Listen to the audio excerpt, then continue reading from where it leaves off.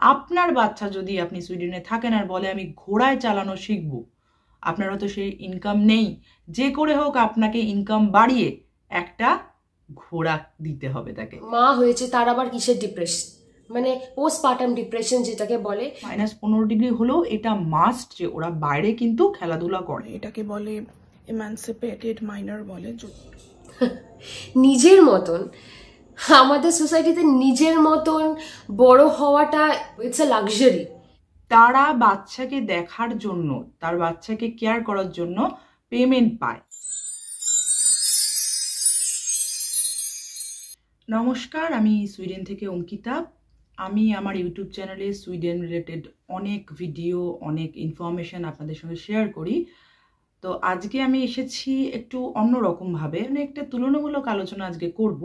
প্রাচ্য পাশ্চাত্যের মধ্যে বাচ্চার বড় হওয়ার যে ডিফারেন্সটা, এটা আমরা আলোচনা করব। 3জন মা আলোচনা করব। আমি যেহেতু সুইডেনে রয়েছি প্রায় 4 বছর হতে চললো, কিছুটা ধারণা আমার আছে। আমার এক বান্ধবী রয়েছে ইউএসএ থেকে, সে প্রায় 10 বছর হয়ে গেল ইউএসএতে রয়েছে। আর একজন মা যে হচ্ছে, যার বাচ্চার বয়স 4 বছর হবে, এইরকম একজন বান্ধবী রয়েছে ইন্ডিয়া থেকে। তো আমরা একটু ডিফারেন্সটা দেখে নেব যে একটা বাচ্চার বেড়ে ওঠায় সমাজের সিস্টেমের যে ভূমিকাগুলো ঠিক কতটা ডিফারেন্ট এই 3টে কান্ট্রিতে।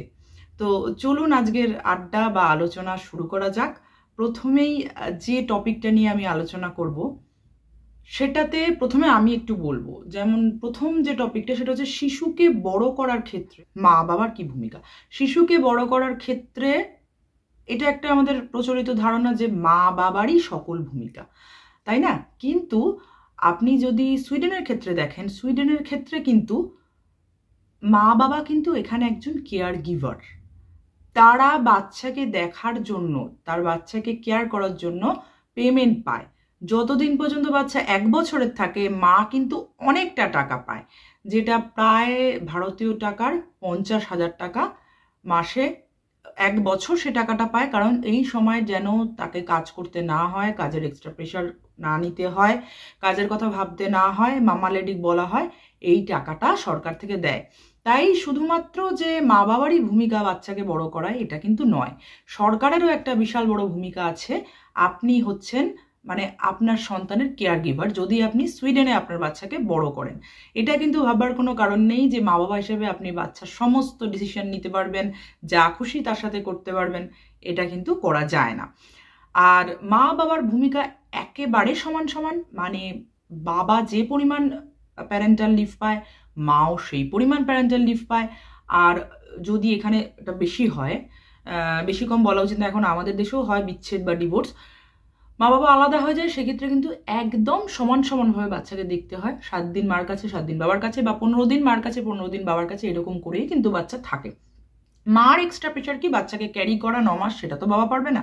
এছাড়া কিন্তু দেখা যায়, এখানে তো প্রচুর দেখা যায় যে বাবা মা কিন্তু একদমই সমান ভূমিকা পালন করে। তারা যেমন সমান ছুটি পায়, তারা যেমন সমান বাচ্চাকে রান্না করে খাওয়ায়, বাচ্চার কেয়ার করে, বাচ্চাকে নিয়ে ঘুরতে বেরোয়, একেবারেই প্রায় সমান সমান। তো এবার আমি চলে যাব ভারত থেকে আমার বন্ধু শ্রেয়ার কাছে। ইন্ডিয়াতে কি হয় যদি আমরা জানি, সেগুলো একটু শ্রেয়ার মুখে শুনে নেব। নমস্কার, আমি শ্রেয়া। ইন্ডিয়াতে মা বাবার ভূমিকা বলতে অবভিয়াসলি একটা মার ভূমিকা অত্যন্ত বেশি, অত্যন্ত গুরুত্বপূর্ণ রোল প্লে করে একটা বাচ্চার গ্রোথ ডেভেলপমেন্ট বা বাচ্চার জন্ম হওয়ার পর থেকে মার ভূমিকাটাই বেশি হয়।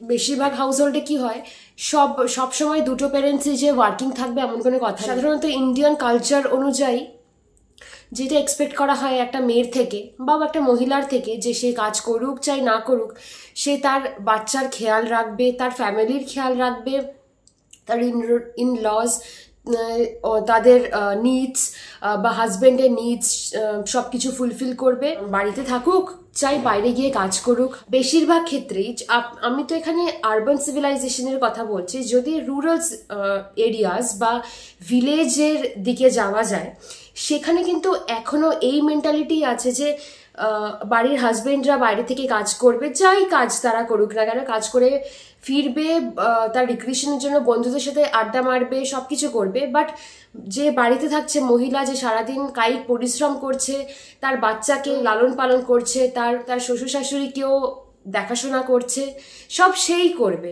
মানে এটা তার সোল রেসপন্সিবিলিটি। হাজব্যান্ড যাই করুক না কেন, যেমনই হোক না কেন, তার নেচার যেমনই তার ক্যারেক্টার হোক না কেন, সে দ্যাট হার্ডলি ম্যাটার্স।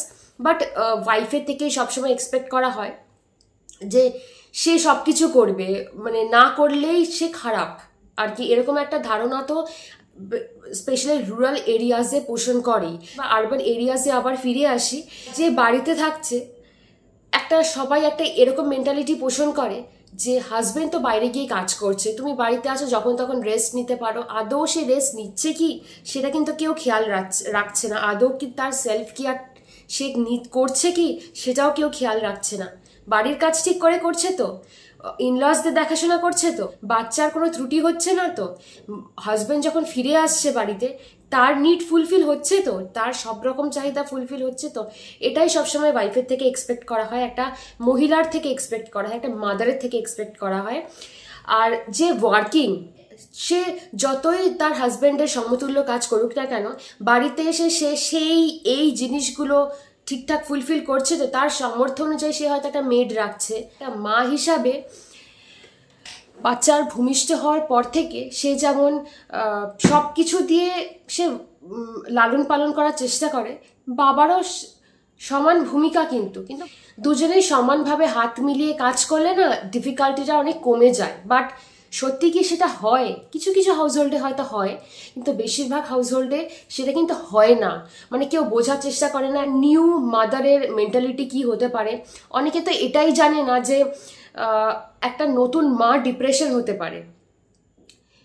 সেই মানে লোকে মজা করে উড়িয়ে দেয় যে নতুন মা হয়েছে তার আবার কিসের ডিপ্রেশন, মানে পোস্টপার্টাম ডিপ্রেশন যেটাকে বলে, সেটা কেউ ভাবতেই পারে না। মানে এটা এক্সিস্ট করে, কেউ অনেকে আছে যে যারা নাম পর্যন্ত শোনেনি। ডিপ্রেশনটাই অনেক লোকের কাছে এটা একটা ইয়ার্কির বস্তু। ডিপ্রেশন হচ্ছে একটা সিরিয়াস ইস্যু, এটা কিন্তু কেউ ধরে না। যাই হোক, ওটা আলাদা ব্যাপার।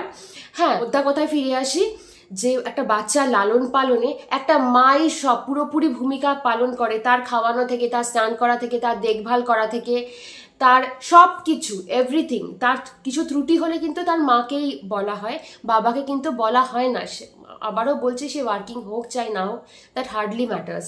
আর বাচ্চাটার অ্যাটাচমেন্টও তাই জন্য হয়তো মার সাথে বেশি গ্রো করে একটা টাইম অবধি। তারপরে আস্তে আস্তে সবার সাথে ইন্টারাক্ট যখন করতে পারে, আরও যখন সেন্সিবল হয়, সেই আরও সবার সাথে অ্যাটাচমেন্ট হয়, তা ওটা আলাদা ব্যাপার। কিন্তু ওই যে অ্যাটাচমেন্টটা তৈরি হচ্ছে না, তখনও গিয়ে সবার প্রবলেম হয়। জানেন, কিছু কিছু বাড়ি এমনও আছে যেখানে তো এটা ডিমার্কেট করে দেওয়া হয়, এগুলো তো তোমারই কাজ। মানে মহিলাকে বা মাকে, মা তো মানে সে যদি টায়ার্ড হয়ে পড়ে, তার যদি ডিপ্রেসড লাগে, বা মানে সেটাকে উড়িয়ে দেওয়া হয়, বলে এটা তো তোমারই কাজ, এটা তোমাকে করতেই হবে, এটা তো আর আমার কাজ না। হ্যাঁ, মানে হাজব্যান্ডের তরফ থেকে বলছি, এরকম টাইপের কথা শুনতে হয়।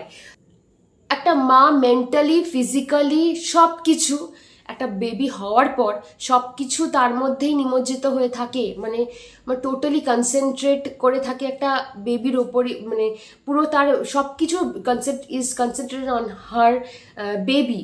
তো বাবা যাই করুক না কেন, যেমনই হোক না কেন, মার ওই ফোকাস থেকে হটলে সরবে না। মানে বেবির থেকে, বেবির সব কিছু দায়িত্ব মাই পালন করে থাকে এখনো, স্টিল নাও। মানে তার ঘুম থেকে ওঠা থেকে ওই যে মার কাজ শুরু হয় তাকে কেন্দ্র করে, তার রাতে ঘুমাতে যাওয়া অবধি, ইভেন খালি ঘুমাতে যাওয়া না, মাঝখানেও যতবার তার প্রয়োজন হবে মাই উঠে উঠে তাকে দেখবে, মাই সব কিছু করবে।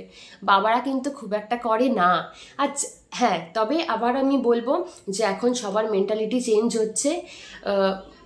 অনেক বাড়িতে তাদের হাজব্যান্ড বা ইনলজরা অনেক সাপোর্টিভ আজকাল হয়েছে, যারা সত্যি হেল্প করে। আর আমি বলবো we are grateful and thankful to them. এবার আমি চলে যাব সুকন্যা, আমার স্কুলের বান্ধবী যে হচ্ছে আমেরিকায় রয়েছে, তার কাছ থেকে শুনে নেব ওর মতামতটা, বা ও কি ফেস করেছে এই রিলেটেড ইউএসএ তে সেই ব্যাপারটা। আমি যতটুকু দেখেছি বাবা মা উভয়েরই সমান গুরুত্ব একটা বাচ্চাকে বড় করতে। শুধু যে মায়ের ভূমিকা বেশি এরকম কিন্তু কখনো মনে হয়নি। বাবাকেও প্যাটার্নিটি লিভ দেওয়া হয়, হয়তো তার সময়সীমা ম্যাটারনিটি লিভের থেকে কম, কিন্তু বাবাও বাচ্চাকে যত্ন নেওয়া এবং বাচ্চার সাথে সময় কাটানোর সুযোগ পায় প্যাটার্নিটি লিভে। এবং বাচ্চা জন্মানোর আগে বিভিন্ন হসপিটাল থেকে অনেক কোর্স অ্যাভেলেবেল থাকে, যাতে করে নতুন বাবা মা তারা বাচ্চার কিভাবে একটা ছোট বাচ্চাকে স্নান করাবে, তার ড্রেস চেঞ্জ করা, ডাইপার চেঞ্জ করা বা খাওয়ানো, বটল ফিডিং, সেগুলো কিভাবে করা যায়, সেখানে কিন্তু বাবা মা উভয়ই অংশগ্রহণ করে বা তাদের শেখার সুযোগ থাকে। তো বাবা মা উভয়েরই সমান ভূমিকা থাকে বাচ্চাকে বড় করতে। দ্বিতীয় টপিকে আসবো যে দেশ কতটা প্রভাব ফেলে বাচ্চার বড় হওয়ার ক্ষেত্রে। নর্ডিক্সের দেশগুলো বা ইউরোপের দেশগুলো ভীষণভাবে প্রভাব ফেলে, যেটা আমি আগেও বলছিলাম যে এখানে বাবা মা হচ্ছে বাচ্চার কেয়ার গিভার। বাচ্চার সর্বময় কর্তা কিন্তু বাবা মা নয়। বাবা মার ইচ্ছা পূরণ যেগুলো জীবনে হয়নি বা স্বপ্ন পূরণ যেগুলো হয়নি, তারা কোনোভাবেই বাচ্চাকে দিয়ে সেটা করাতে পারবে না। কারণ সেই বাচ্চা যদি স্কুলে সেটা বলে দেয়, সেটা চলে যাবে সোশ্যালে, আর সোশ্যালে যাওয়া মানেই বাবা মাকে কল করে বাবা মাকে শাসাবে, এবং অতিরিক্ত বাড়াবাড়ি হলে কিন্তু বাচ্চাকে তারা নিয়েও নেবে। তাই জন্য এখানে বাচ্চা যা চাইবে তাই করতে দিতে হবে, একেবারেই বাচ্চাকে তার মতো করে বেড়ে উঠতে দিতে হবে। আপনার বাচ্চা যদি, আপনি সুইডেনে থাকেন আর বলে আমি ঘোড়ায় চালানো শিখবো, আপনারও তো সেই ইনকাম নেই, যে করে হোক আপনাকে ইনকাম বাড়িয়ে একটা ঘোড়া দিতে হবে তাকে। ঘোড়া তো আর বাড়িতে রাখা যায় না, আস্তা বলেই রাখবেন, তার খরচা দিতে হবে, তারপরে সে রাইডিং শিখবে। সো কিছু কিছু ক্ষেত্রে এটা ভালো মন্দ জানি না, বাট বাচ্চার যে ইচ্ছাটাকে, এটাকে কিন্তু এখানে খুব গুরুত্ব দেওয়া হয়। বাচ্চা নিজের মতন করে বড় হবে, আর সে তার টিচারদের স্কুলে সব শেয়ার করবে। বাবা মা কোনো খারাপ ব্যবহার যদি করে, তাদের মনে হয় তারা শেয়ার করবে, এবং তাদের মনের ইচ্ছাগুলো তারা যদি গিয়ে বলে যে আমি এটা চাইছি বা এটা আমার ভাল লাগে, হ্যাঁ, সে যদি গিয়ে বলে স্ক্রিন চাই, আমার বাবা মা দেয় না টিভি দেখতে বা মোবাইল দেখতে, সেটাও কি আপনাকে দেখে বলবে? অবশ্যই না। সুইডেনই প্রথম দেশ যে হচ্ছে স্কুলে স্ক্রিন নেওয়া, মোবাইল নেওয়া বন্ধ করলো। সেই খারাপ জিনিসগুলো না, কিন্তু সে কোনো খেলা খেলতে চাইছে বা ছুটিতে সে বেড়াতে যেতে চাইছে, সেইগুলো কিন্তু আপনাকে দিতেই হবে। সেগুলো যদি সে বলে যে সে চাইছে কিন্তু পাচ্ছে না, তাহলে কিন্তু সেটা নিয়ে একটা বেশ বাখেরা খাড়া হবে, বলে না, বাখেরা খাড়া হবে। তো এবার চলে যাব আমি শ্রেয়ার কাছে, ইন্ডিয়ার কথা শুনবো, তারপর সুকন্যার কাছ থেকে শুনবো ইউএস এর কথা। হ্যাঁ, অবশ্যই যে দেশে একটা বাচ্চা জন্মাচ্ছে তার কালচার তো অবশ্যই তার সব কিছুকে এফেক্ট করবে। এটা খুব নর্মাল ব্যাপার, খুব স্বাভাবিক ব্যাপার। তাকে কেন, প্রত্যেককে এফেক্ট করে তার কালচারের ইম্প্যাক্ট। যেমন আমাদের ইন্ডিয়াতে কি হয়, বাচ্চা যদি একটু দুষ্টুমি করে, যখন ও বুঝে যায় আর কি ব্যাপার স্যাপারগুলো, যখন সেন্সিবল হয়ে যায়, তখন যদি ও একটু দুষ্টুমি করে বা অসভ্যতামি করে, ইনফ্যাক্ট আমি এই টার্মটা ইউজ করব, যে অনেক বাচ্চারা আছে মা বাবা শত ডিসিপ্লিন করার চেষ্টা করলেও হয়তো ডিসিপ্লিন হয় না। তো তাদের অনেক সময় আমাদের এটা খুব নর্মাল দেখা হয় বা নর্মালভাবে নেওয়া হয়, যে হয়তো মা বা বাবা একটা খুব জোরে বকে দিল বা এক্সট্রিম কন্ডিশনে হয়তো মেরেই গায়েই হাত তুলে দিল, যেটা আজকাল খুবই কম। বাচ্চারা না অন্যরকম মানে হয়ে যাচ্ছে আজকাল, মানে আগেকার মতো নেই। আমাদের টাইমে যেমন আমাদের মা বাবারা মেরে ধরে দুষ্টুমি করলে একদম ঠান্ডা করে দিত, এখন কিন্তু সেই ব্যাপারটা নেই। এখন মা বাবারাও অনেকটা সেন্সিবল ভাবে ব্যাপারগুলোকে হ্যান্ডেল করার চেষ্টা করে, খুব করে বোঝানোর চেষ্টা করে বাচ্চাকে। কোনো রকম ভাবে সে তোর কোনো ভুল পথে চলে গেলে বা কোনো বাজে বিহেভ, তাকে ভালোভাবে বোঝানো হয়, তাও যদি সে না বোঝে, তাও যদি রিপিটেডলি সেম অ্যাক্টিভিটি করে, তাহলে আমাদের এখানে কিন্তু একটু মারধরের প্রচলন আছে, তবে সেটা খুব কন্ট্রোলড ওয়েতে। ইন্ডিয়ান কালচারে এটা মনে করা একটা ভীষণ নর্মাল ব্যাপার যে একটু মারধর করা চলে। মানে আমরা মনে করি যে একটু মারধর না করলে, একটু শাসন না করলে বাচ্চা মানুষ হয় না। তাকে ডিসিপ্লিন করার জন্য, তাকে মানে তার স্টাবার্ননেসটা ব্রেক করার জন্য একটু কড়া শাসন আমাদের ইন্ডিয়ান কালচারে প্র্যাকটিস করা হয়। আর আমরা যেহেতু একটা বাচ্চা সেন্সিবল হওয়ার পর থেকে তাকে ডিসিপ্লিন মেনটেন করা শেখানোর চেষ্টা করি, তো ওটা সবসময় দেখি অ্যাটলিস্ট মানে আমাদের বিহেভিয়ারে বা বাচ্চাটা যাতে আমাদের বিহেভিয়ার থেকে শেখে ডিসিপ্লিন, আর সে যাতে বাইরেও সেইটা প্রকাশ পায় যাতে তার সব কিছুর থেকে। আর সেটাই আমরা চেষ্টা করি, কড়া শাসন, কড়া নিয়মানুবর্তিতা। আমরা নিজেরাও এইভাবে গ্রো হয়েছি আর সেটাই চলে আসছে আর কি পরপর। বাচ্চার ভালো থাকার জন্য বা সেদিকে সরকারের কতটা ভূমিকা, আমি এটুকু বলতে পারি যে একটা তো অন্যান্য অনেক দেশের মতো এখানেও বাচ্চাকে বাবা মা মানে মারতে পারে না বা তার উপর গায়ে হাত দিতে পারে না, সেই নিয়মটা এখানেও আছে। এবং যেরকম বাচ্চা যখন স্কুলে যেতে শুরু করে কিন্ডারগার্টেন বা তখন থেকে বাচ্চাদের স্কুলে সাইকিয়াট্রিক থাকে, সে সাইকিয়াট্রিস্ট বাচ্চার সাথে কথা বলবে, তার বাড়িতে কোনো সমস্যা হচ্ছে কিনা, মানিয়ে নিতে অসুবিধা হচ্ছে কিনা, সেই সমস্ত কথা তারা জিজ্ঞেস করতে পারে। এবং তার মানে যা আলোচনা হলো সেগুলো যে বাবা মাকে জানানোই হবে সেটা নয়। তো সেখানে বাচ্চার প্রাইভেসি এবং বাচ্চার শারীরিক ও মানসিক সুস্থতার ওপর যথেষ্ট গুরুত্ব দেওয়া হয়। আর 14 বছরের পর একটা বাচ্চা সেই অপশনটা আছে, চুজ করতে পারে যে তার মানে স্কুলে গিয়ে কনসাল্ট করতে পারে তার মেন্টাল হেলথ বা ফিজিক্যাল বা হেলথের ব্যাপারে, এবং সেটা নিয়ে যে তার বাবা মার সাথেও আলোচনা করতে হবে এরকম নয়। এটাকে বলে এমানসিপেটেড মাইনর বলে। তারা তখনও মাইনর, কিন্তু তারা বাবা মার থেকে মানে তারা অনেকটা ইন্ডিপেন্ডেন্ট হয়ে যেতে পারে। বাবা মাকে যে সব ব্যাপারে ইনভলভ করতেই হবে তা নয়। এবং এই সুবিধাটা এই কারণেই দেয়া হয়েছে যে অনেক ক্ষেত্রে অনেক বাচ্চা হয়তো বাবা মার কাছেও কমফোর্টেবল না বা বাড়িতে সমস্যা রয়েছে, সেক্ষেত্রে যাতে সরকার থেকে বাচ্চাকে সেই সুবিধা দেওয়া হয়, তাকে ভালো রাখা যায়। এইবার আমার যে বিষয়টা আছে সেটা হচ্ছে ছোট থেকে প্রথম থেকে সব থেকে বেশি করে বাচ্চাকে কি শেখানো হয়। ইন্ডিয়াতে কি শেখানো হয় সেটা তো বলবে শ্রেয়া। আমি বলবো যে এখানে কিন্তু যেটা সব থেকে বেশি শেখানো হয় পার্সোনাল কেয়ার বা হাইজিন, মানুষের সঙ্গে মিশে চলা, সোশ্যালাইজেশনের যে একটা প্রক্রিয়া সেইটা শেখানো হয়। যেমন ধরুন একটা বাচ্চা মানে একদম ছোটবেলায় 3 বছরে আমার বাচ্চা স্কুলে যেত, তখন ঠিক 9টার সময় ওদের হতো সামলিং মানে গ্যাদারিং। সেই গ্যাদারিংয়ে কি হতো, ঠিক মধ্যিখানে টিচার বসে থাকবে আর তাকে ঘিরে সমস্ত বাচ্চারা বসে থাকবে, 10টা 12টা বাচ্চা। একজনকে ফ্রুট দেবে টিচার, সেই ফ্রুটটা আরেকজন তার পাশের জনকে পাস করে দেবে, মানে একজন আরেকজনকে খাবার পাস করলো। হ্যাঁ, তারা লাইন করে টয়লেট করতে যায়, লাইন করে বাইরে বেরোয়, একজন একজনের হাত ধরে তাদেরকে ঘুরতে নিয়ে যায় এবং খেতে বসে তারা এক টেবিলে গোল করে। তো এই যে খেতে বসা কিভাবে তারা শিখবে, লাইনটা কিভাবে অধৈর্য না হয়, ইম্পেশেন্স না হয়, লাইন কালচারটা, কিউইং কালচারটা সুইডেনে খুব ইম্পর্টেন্ট এবং সবসময় সবাই কিউ দিয়ে সব কাজ করে, পছন্দ করে, এটা শেখানো হয়। আর পার্সোনাল হাইজিন মানে নিজের কেয়ার কিভাবে করবে, খেয়ে দিয়ে মুখ মোছা, হাত ধোয়া, 2বার ব্রাশ করবে, এইগুলো কিন্তু ছোট থেকে শেখা।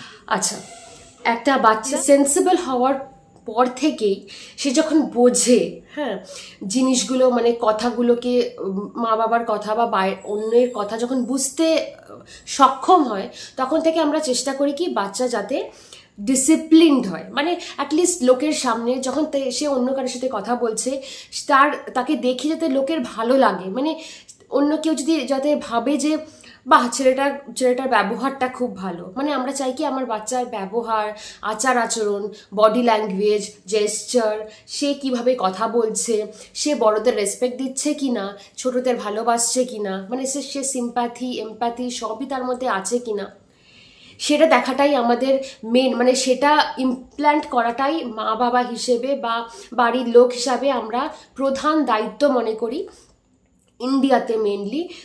যে আমরা সবসময় চাই আমার মা বাবা বা গার্জেন হিসাবে আমরা সবসময় চাই আমার বাচ্চাটা যাতে ভালো মানুষ হয়, লোকের সাথে বাইরে যখন 5টা লোকের সাথে সে কথা বলবে তাকে দেখে যাতে লোকের ভালো লাগে, তাকে দেখে যাতে বুঝতে পারে he or she belongs to a very well to do family, আর খুব ভালো কালচার্ড ফ্যামিলি থেকে বিলং করে, যেখানে মা বাবা তাকে নিয়মানুবর্তী, তার ডিসিপ্লিন, লোকের সাথে কথা বলা, এটা শিখিয়েছে। প্রথম যেটা আমরা চেষ্টা করি পড়াশোনা করা বা অন্য কিছু করানোর আগে, যে ছেলেটা বা মেয়েটা যাতে ভদ্র আর ভালো হয়, সে যাতে ভালোভাবে লোকের সাথে ইন্টারঅ্যাক্ট করতে পারে, মিশতে পারে, আর সে যাতে রেসপেক্টফুল হয় সবার প্রতি। এখানে ছোট বাচ্চাদের পড়াশুনোর চাপ খুব কমই থাকে। মোটামুটি ওরা স্কুলে যায় খেলাধুলো করতে, একটু অন্যান্য বাচ্চাদের সাথে মিশবে, এই সুযোগটাই ওদের দেওয়া হয়। তবে একটা যেটা, যে এখানে বাচ্চাদের শুরু থেকেই অর্গানাইজড হওয়া, মানে যেরকম যেখান থেকে একটা জিনিস নিলাম সেটা সেখানে ফেরত রাখা, বা জিনিস একটু গুছিয়ে রাখা, বইপত্র, খেলাধুলোর জিনিস যেখান থেকে নেওয়া হলো আবার সেখানে ফেরত রাখা, এই জিনিসগুলো আর কি যাতে বাচ্চারা শেখে, সেগুলো আমি দেখেছি। আর একটু সোশ্যাল স্কিল, অন্যান্য বাচ্চাদের সাথে শেখা, থ্যাংক ইউ বলতে শেখা, সরি বলা, মানে এরকম কথাবার্তা, কনভারসেশন করতে পারাটা, এটাই বেশি। আর ছোটদের পড়ার দিকে খুব একটা চাপ থাকে না, খেলাধুলোর মধ্যে দিয়ে খেলার ছলে যতটা শিখতে পারে অতটাই। এইবার একটা বিষয় যেটা মানে হয়তো এখন দাঁড়িয়ে এই প্রশ্নটা করাটাও আমার ঠিক নয়, তবু বলবো যে ছেলে মেয়ের মধ্যে কতটা পার্থক্য করা হয়। সুইডেনে তো একদমই করা হয় না, একদমই করা হয় না। এখানে ছেলেরা প্রায় যা করে মেয়েরাও তাই করে। কারণ আমি প্রথম এসেছিলাম যখন মালমোয়, আমি রাস্তা দিয়ে হাঁটছি, তখন দেখলাম গাছ কাটছে মেয়েরা, এবং সেই মেয়েগুলোর এত বড় বড় আইল্যাশ লাগানো আর হাতে বড় বড় নোক লাগানো। মানে আমি অবাক হয়ে গেলাম যে এরা এত স্টাইলিশ, এত বড় নোক লাগিয়ে, এত চোখের পাতা লাগিয়ে কি সুন্দর গাছ কাটছে। মানে এখানে কাজটা একদমই ছোট বড় নেই, সকলে সব কাজ করে। রেলের ট্র্যাক ঠিক করা থেকে শুরু করে সব কাজেই সব রকম, প্রচুর ট্রাম ড্রাইভার, প্রচুর বাস ড্রাইভার আছে মেয়ে। তো কোনো কাজের ছোট বড় নেই। ইভেন কাজের বেশি টাকার কাজ করতে হবে এটা এরা একদমই মনে করে না। ছোট থেকে এদের যেটা টার্গেট হলো যে পার্সোনাল লাইফ আর কাজের যে লাইফ, সেটার মধ্যে ব্যালেন্স করে চলা। জুন মাসে বা জুলাই মাসে এরা অবশ্যই করে 4 সপ্তাহ ছুটি নেয়, সারা বছর টাকা জমায় এই সময় ঘুরতে যাবে বলে। ছেলে মেয়ে সকলেই কিন্তু একইভাবে কাজ করে এবং একইভাবে এই ছুটির জন্য এরা ওয়েট করে থাকে। তো আমি তো এটাই দেখেছি, এখানে প্রায় 90% মেয়েরা কাজ করে, এবং সেই কাজটা যে খুব হাইফাই তা না, সব রকম কাজ এরা করে। একেবারে সুইপার থেকে শুরু করে ওয়ারএসে যে কাজ করে, সব রকম কাজেই কিন্তু ছেলে মেয়ে সমানভাবে করে, এটা দেখা যায়। এবার আমি চলে যাব শ্রেয়ার কাছে, তারপরে সুকন্যার কাছে। হ্যাঁ, আমাদের সোসাইটিতে একটা ছেলে আর একটা মেয়ের মধ্যে এখনো স্টিল নাও প্রচুর ডিফারেন্স করা হয়। এখনো এক্সপেক্ট করা হয় একটা মার থেকে, যখন সে প্রেগনেন্ট, তার যাতে একটা ছেলে হয়। কেননা এটাই ভাবা হয়, ব্যাক অফ দ্য মাইন্ড সবারই এটা চলে যে ব্লাড লাইনটা একটা ছেলেই এগিয়ে নিয়ে যাবে। একটা মেয়ের তো কয়েক বছর পর বিয়ে দিয়ে দেওয়া হবে, সে আর ব্লাড লাইন কী করে এগিয়ে নেবে।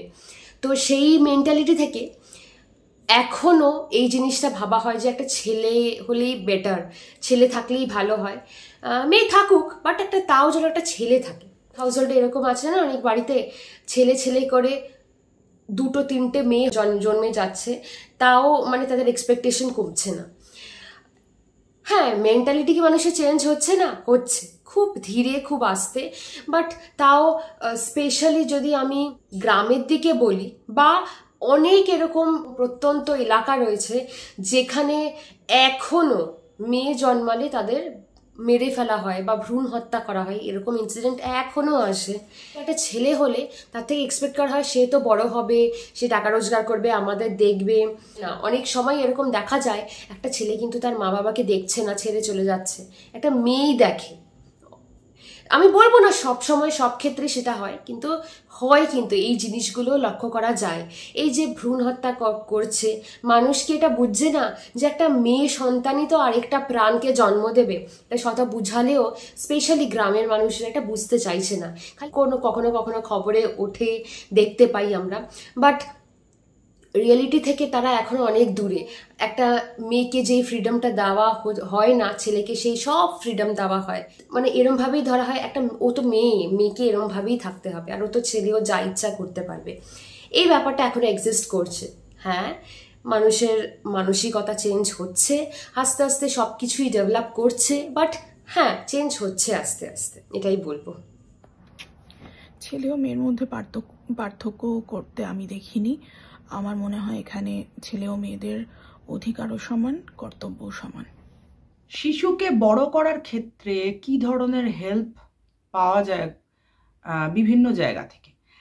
এখানে গভর্নমেন্ট তো হেল্প করেই, যেটা বললাম সেটা কিভাবে করে, টাকা দিয়ে করে। এবং ভাববা বলে একটা বিষয় আছে এখানে, যেটা হলো যে আপনার বাচ্চা যদি আপনি চাকরি করতে করতে খুব অসুস্থ, তখন আপনি 2-3 দিন, 4 দিন, 5 দিন, 6 দিন, যতদিন প্রয়োজন আপনার বাচ্চা অসুস্থ থাকবে, আপনি ছুটি নিয়ে বাড়িতে থাকবেন। সেই টাকাটা কিন্তু সরকার আপনাকে দেবে, কোম্পানি তো দেবে না, কোম্পানি কাটবে আপনার সিক লিভ, কিন্তু সরকার আপনাকে ওই দিনগুলো টাকা দিয়ে দেবে, যার ফলে আপনি নিশ্চিন্তে আপনার বাচ্চার কেয়ার করতে পারবেন।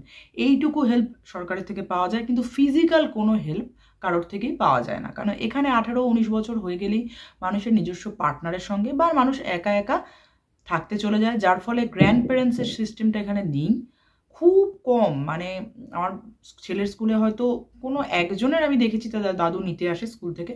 তো এই ব্যাপারটা প্রায় নেই মানে বলা চলে। বা প্রেগনেন্সিতে আমরা যে কেয়ার পাই, মার বাড়িতে যাওয়ার একটা ব্যাপার থাকে, এখানে কিন্তু এগুলো একদমই নেই। আর মেড তো এখানে কনসেপ্টই নেই, মানে সুইডিশরা মোটেই কোনো জায়গায় মেড রাখে না। আর ইন্ডিয়ানদের আমি দেখেছি মেডের খোঁজ করতে, কিন্তু সেই যে মেড, সে ঘন্টায় প্রায় ইন্ডিয়ান হিসেবে 20,000 টাকা চার্জ করে। তাহলে বুঝতেই পারছেন যে মেড রাখা এখানে কতটা অসম্ভব। পুরো প্রেগনেন্সি পরের জার্নি সমস্তটাই কিন্তু মাকে বাবাকে মিলে করতে হবে। শিশুকে বড় করার ক্ষেত্রে help from government in the sense, হ্যাঁ কিছু কিছু যোজনা রয়েছে যেটা গরিব লোকরা যাতে একটু সাপোর্ট পায়, আছে অনেক রকম, অনেক স্কিম, অনেক যোজনা রয়েছে।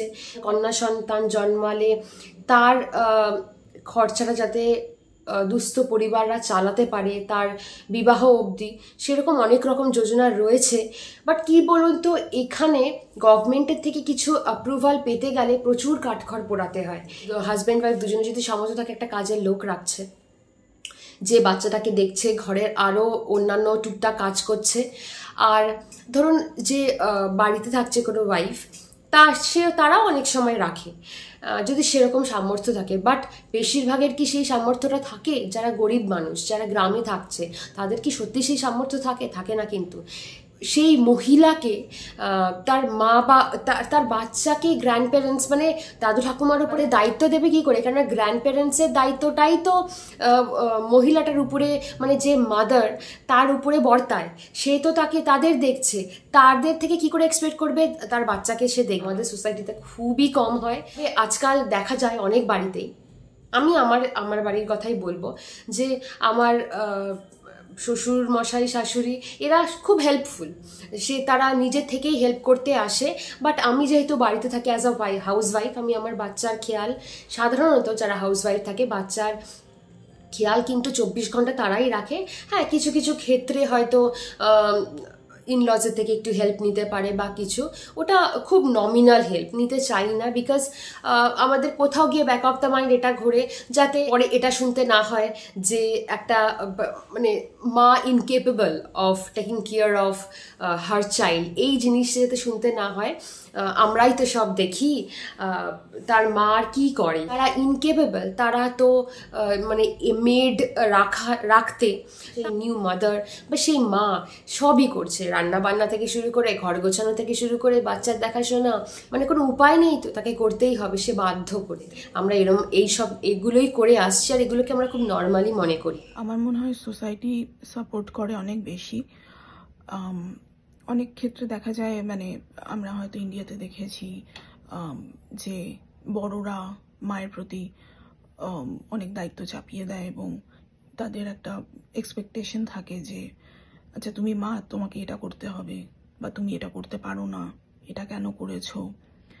আমার মনে হয় এখানে মার প্রতি সাপোর্টটা অনেক বেশি, যে মারও মন খারাপ হতে পারে, ডিপ্রেশন হতে পারে, বা তার সে ভালো আছে কি না, বা ভালো না থাকলে তাকে কিভাবে সাপোর্ট করা যায়, এই দিকগুলো দেখা হয়। ইনফ্যাক্ট মা যখন একজন মানে নিউবর্ন বেবির মা, সে যখন ডাক্তারের কাছে যায়, তার ডক্টর বোথ তার ফিজিক্যাল অ্যান্ড মেন্টাল হেলথ কেমন আছে সেই নিয়ে অনেক প্রশ্ন জিজ্ঞেস করে, অনেক কোয়েশ্চেন, অনেক সার্ভেস হয়, এবং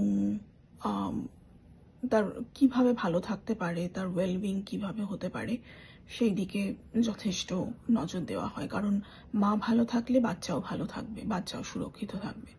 তো আমার এটা মনে হয়।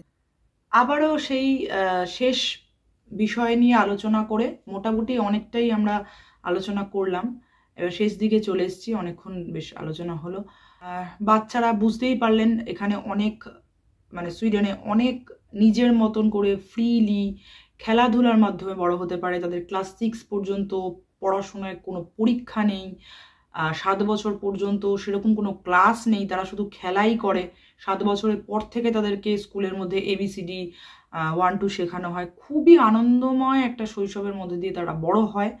নিশ্চয়ই আমার ছেলে এখন 7 বছর, তো আমি বলতে পারবো না পরবর্তীকালে কি প্রেশার দেওয়া হয়, মানে প্রেশার হয় না, মানে ওই যে কোডিং ফোডিং কম্পিউটার ল্যাঙ্গুয়েজ এগুলো আছে, অবশ্যই আছে, কিন্তু সেটা সমস্ত যে 8-9 বছর 10 বছরের পর থেকে সেগুলো হবে।